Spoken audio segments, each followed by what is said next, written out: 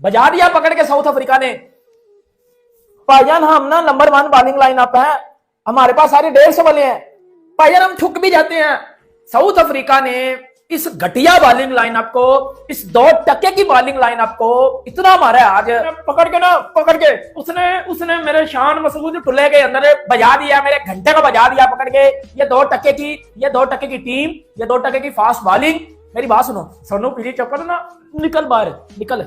सुबह तक आप लोग इंडिया का मजाक उड़ा रहे थे, अपने क्या हालात है, अपने क्या हालात हैं आप लोगों के। ओ बेशर्मो, अपने क्या हालात हैं आपके। क्या किया आप लोगों ने? हर साइकिल में, WTC के साइकिल में पेश करवाने जाते हो अपनी, क्या किया आप लोगों ने? ये क्या है? और मेरा ख्याल है कि जो जेन्युइन फास्ट बॉलर है, जिस तरह जो साउथ अफ्रीका ने उसको मुफाका को खिलाया, उसके बाद जैनसन है वो भी 140 प्लस बॉलिंग करते हैं, रबाडा है 140 प्लस वो भी बॉलिंग करते हैं, मुफाका जो है वो 140 से 150 के दरमियान में उनकी पेस है। तो उन्होंने फास्टेस्ट जो अपने बॉलर्स हैं उन पे डिपेंड किया, मीडियम पेसर्स पे उन्होंने डिपेंड नहीं किया।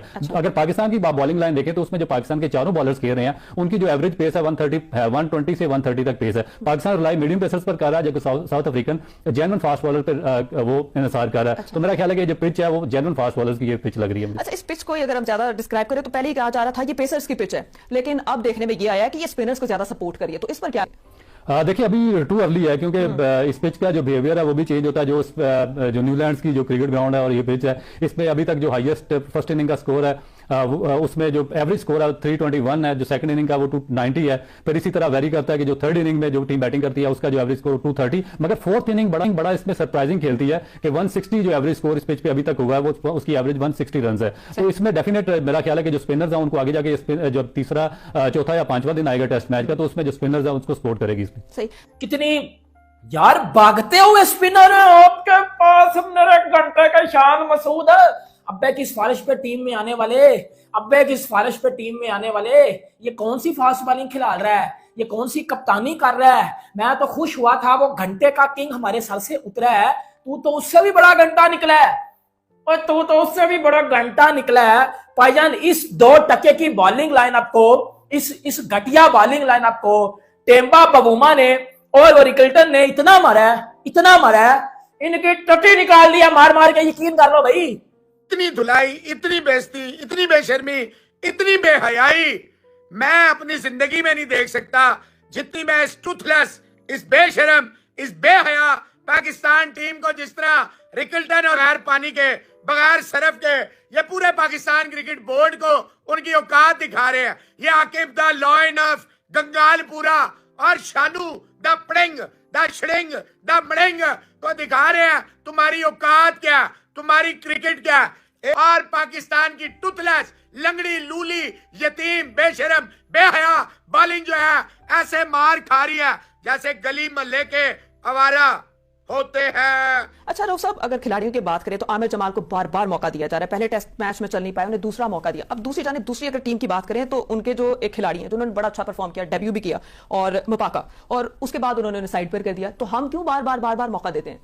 देखिए मेरा ख्याल है कि हमारी जो बेंच है वो इतना ज़्यादा स्ट्रांग नहीं है, हमने प्लेयर्स डेवलप नहीं किए पास्ट। अगर आप 4-5 साल उठाकर देखें तो हमारे एक सर्टन अमाउंट ऑफ प्लेयर्स थे जो कि सीनियर प्लेयर्स थे, उनको ही हम खिलाते रहे, वेदर वो परफॉर्म करते हैं या नहीं करते, वही इस टीम का पार्ट एंड पार्सल रहे हैं। आप देखें कि आपका जो कैप्टन शान मसूद है, उनकी परफॉर्मेंस अगर पिछले 25 इनिंग्स निकाल कर देखें तो बिल्कुल मामूली एवरेज है, उनकी 16 रन की एवरेज से वो पाकिस्तान के लिए ओपन करते रहे हैं। और दुनिया की आप किसी भी टीम में इस एवरेज के साथ कोई बॉलर बैट्समैन सर्वाइव नहीं कर सकता। उसके बाद जो आपके सेकंड प्रीमियर बैट्समैन है बाबर आजम, उनका अगर आप 19 इनिंग्स उठाकर देखें तो उसमें उन्होंने लास्ट मैच में 50 की है, उसके अलावा उनकी कोई अच्छी प्रोग्रेस नहीं है।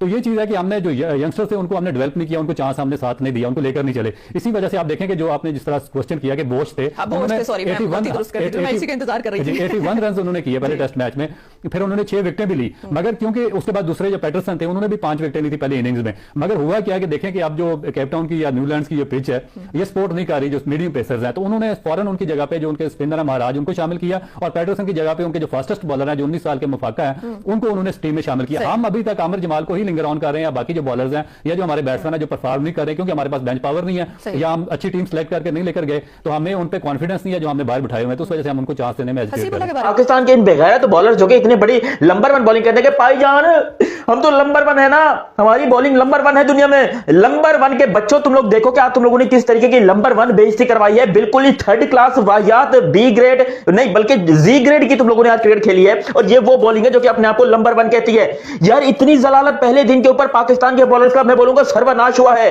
लिटरली सर्वनाश हुआ है। खैर भाई आपको बोला था ना कि एक स्पिनर यहाँ पे काम आएगा आपको, आप साजिद खान को इधर ही छोड़ गए हैं। वो इंसान जिसने आपको 3.5 साल के बाद जो है मैच जितवाया होम के अंदर, आप उसको इधर ही छोड़ गए हैं। आपने कहा कि वहां जो पिचेस हैं वहां पे स्पिनर चाहिए ही नहीं है। लास्ट गेम में जब लेटरल मूवमेंट ज्यादा थी तब भी आपको एक स्पिनर चाहिए था, और इस मैच पे मुझे तो समझ से बाहर है आप लोगों को। यार आपने देखा नहीं है कि पिच के ऊपर घास कोई नहीं है, तो जब पिच के ऊपर घास कोई नहीं है तो अपने एक मेन स्पिनर डालें तो सही।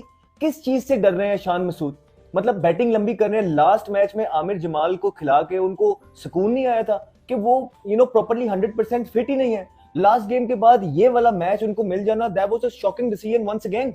और स्टैट्स ये चीज प्रूव कर रहे हैं कि आपको स्पिनर चाहिए था। आप देख लीजिए कि आपके फास्ट बॉलर्स को किसी को 4.5 की एवरेज से हुआ, खुरम शहजाद को, आमिर जमाल को 5.5 की एवरेज से स्कोर हुए। आप देखें आपके स्पिनर जो थे आगा सलमान, उसी को 3 की एवरेज स्कोर हुए हैं, लेकिन उसमें वो गायल वो है नहीं कि वो मेन बैट्समैन को टेस्ट में थोड़ा सा पहले दिन की पिच पे आउट करेगा। देखिए बिल्कुल आएगा, क्योंकि जब आपने टेस्ट सीरीज खेलनी होती है तो फिर आपके जो डोमेस्टिक के परफॉर्मर्स होते हैं उनको आपको रिस्पेक्ट देनी पड़ेगी। जो कंटिन्यूस परफॉर्म करते हैं उनको आपको टेस्ट टीम का हिस्सा बनाना पड़ता है। क्योंकि आप देखें कि आपकी जो ये टेस्ट टीम है, मैं उसमें सिर्फ और सिर्फ एक ही बैट्समैन को वैलिड मानता हूं, वो साउथ शकील है, जिसकी वजह से आप मैचेस जीत रहे हैं, आप फतह के नजदीक पहुंचते हैं। आप देखें इंग्लैंड के खिलाफ जो सीरीज हुई है, जो पाकिस्तान का जिसने सारा का सारा एक सिनेरियो क्रिकेट का चेंज किया। अगर पाकिस्तान इंग्लैंड के खिलाफ सीरीज आ जाता तो ये सारी की सारी मैनेजमेंट भी चेंज हो जाती और टीम का कैप्टन भी चेंज हो जाता। मगर आपको बचाया किसने? एक साउथ शकील ने बचाया और दूसरा आपको जो आपके स्पिनर थे साजिद खान, उन दोनों ने। साउथ शकील ने 150 प्लस की आउटस्टैंडिंग इनिंग खेली जब आपके सारे बैट्समैन नाकाम हो गए, वरना आपको साउथ इंग्लैंड यहां पर टेस्ट सीरीज हरा के जाती और आपकी ये मैनेजमेंट साउथ अफ्रीका भी ना जाती। अब साउथ अफ्रीका में जो फर्स्ट टेस्ट की सेकंड इनिंग में भी साउथ शकील ने 86 रन किए। अब वो स्कोर क्यों कर रहा है? क्योंकि वो मैच्योर है। वो जिस तरह आपने बात की डोमेस्टिक की, उससे लंबा डोमेस्टिक में टाइम गुजारा हुआ, उससे बड़े बड़े स्कोर यहाँ पे किए हुए हैं। तो हमारा होता है क्या कि जिस तरह कामरान गुलाम था, इसको हमने 4 साल डोमेस्टिक में परफॉर्म करता रहा, हमने इसको चांस नहीं दिया, हम अपने सीनियर प्लेयर्स को लेकर चलते रहे। अब उसको चांस दिया, उसने वनडे में भी सेंचुरी स्कोर कर दी डेब्यू पे, और टेस्ट मैच में भी डेब्यू पे सेंचुरी स्कोर कर दी, तो उसने जस्टिफाई किया। फिर जो आपके परफॉर्मर थे नुमान अली और साजिद खान, जिन्होंने डोमेस्टिक में परफॉर्म किया, उनको आपने चांस दिया, उन्होंने अपनी जस्टिफाई की पोजीशन। मोहम्मद अब्बास पिछले 4 साल से आपने उसको बाहर बिठाया, उसको वापस लाया, डोमेस्टिक खेलता रहा, उस परफॉर्म करता रहा, जैसी टीम में आया उसने जस्टिफाई की। मगर जिनको ये लोग आउट ऑफ द बॉक्स जाकर जिनकी सिलेक्शन करते हैं बगैर परफॉर्मेंस के, उनकी कोई परफॉर्मेंस नहीं है। तो इसलिए मेरा ख्याल है कि हमें डोमेस्टिक, एक तो हमें एक कम्पिटेटिव डोमेस्टिक करवानी चाहिए, और दूसरा जो डोमेस्टिक के प्लेयर्स हैं उनको रिस्पेक्ट डेफिनेट देनी चाहिए। ये किसकी पर्ची है? आमिर जमाल किसकी पर्ची है मुझे बताओ। इसका वो ऑस्ट्रेलिया में तुक्का चल गया था, एनु रगड़ना जी, ये 2% की टीम है ना, ये जो मेरा घंटे की पाकिस्तान की टीम है, इसका यही है, एक परफॉर्मेंस पे ये घंटे 6-6 साल खिलाते हैं। वो आमिर जमाल का ऑस्ट्रेलिया में तुक्का चल गया हुआ है, उसको उधर से घसीटा जा रहा है और ये खेलेगा जी। 15 ओवरों में टेस्ट क्रिकेट में वो 85 रन दे रहा है। तकरीबन उस घंटे की 5:45 की इकॉनमी है। आगा सलमान 2 विकेट्स लेके गया। आगा सलमान, आप जिस टीम को आगा सलमान आके बचा रहा है, एक पार्ट टाइम बॉलर, उस टीम का बेड़ा गर्क होना है या नहीं होना, मुझे इस बात का आंसर चाहिए। अभी मैं इनको बजाने लगा हूं, आके मेरी जरा आगे मुझे जा रहे, मैंने इनको ठोकना है आज पकड़ के। और मेरी बात सुनो, अगर उन्होंने केशव मेराज को खिलाया तो उसका मतलब क्या था कि स्पिनर्स वाली पिच है, स्पिन को मदद मिलेगी। फिर घटिया टीम या घटिया शान मसूद या घंटे का शान मसूदा, इसने 4 फास्ट बॉलर खिला लिए। तुमने सवाल किया था कि अब तक हमारे बॉलर ने सबसे अच्छी चीज़ क्या की है, तो मेरे हिसाब से सबसे अच्छी चीज़ है कि कोई नो बॉल नहीं की, कोई वाइट बॉल नहीं की, बिल्कुल सब सही जा रहे हैं। उसके अलावा बहुत नॉर्मल नजर आ रहा है, इसलिए मैं चाह रहा था कि नुमान को खिला दें। मैं कल से पीछे पड़ा था कि नुमान को खिला दें, थोड़ी सी एक चेंज आ जाती है। देखें सिर्फ पेस अटैक हो रहा है ना, ठकाठक, तो एक बैट्समैनों को एक रिदम मिल जाता है। बैट्समैन जो होता है वो तैयार रहता है पेस अटैक के लिए, उसमें थोड़ा सा चेंज आता। अगर साइम को ये चाहिए, अब 1-2 ओवर साइम से वैसे ही करा के देख ले कि वो हो क्या रहा है। साइम है ही नहीं ना, वो साइम चला गया, वो तो है ही नहीं। इनका अब सलमान आगा से करा सकते हैं। हाँ। नहीं, मैं जब आ रहा था तो रास्ते के अंदर साइम की टांग मुड़ गई, तो अल्लाह खैर करे। उसका हुआ क्या, टांग मुड़ी है क्या हुआ? लेकिन सिक्कू भाई, अगर आपको याद हो, यहीं पे बैठ के आप ही ने शायद बोला था गालिबन कि साइम की अच्छी फॉर्म लगी हुई है, आप इसको टेस्ट के अंदर डाल के ऐसी उस पर प्रेशर एडिट कर रहे हैं। आप चैंपियंस ट्रॉफी तक आपके पास एक ही प्लेयर है, इसको प्रिजर्व करके लेके चले कॉन्फिडेंस के अंदर। क्या जरूरत है आपको टेस्ट क्रिकेट में इसको डालने की? ये शायद गालिबन आपने, और बिल्कुल ठीक है आपकी बात साबित, अल्लाह ना करे। तो ये रहा आज के दिन का पूरा मसला, और आपको रिएक्शन वीडियो कैसा लगा, अच्छा लगा चैनल पर नए चैनल को जरूर सब्सक्राइब कर दीजिए। तो मिलते हैं नेक्स्ट वीडियो में, ले चुकी चाहिए।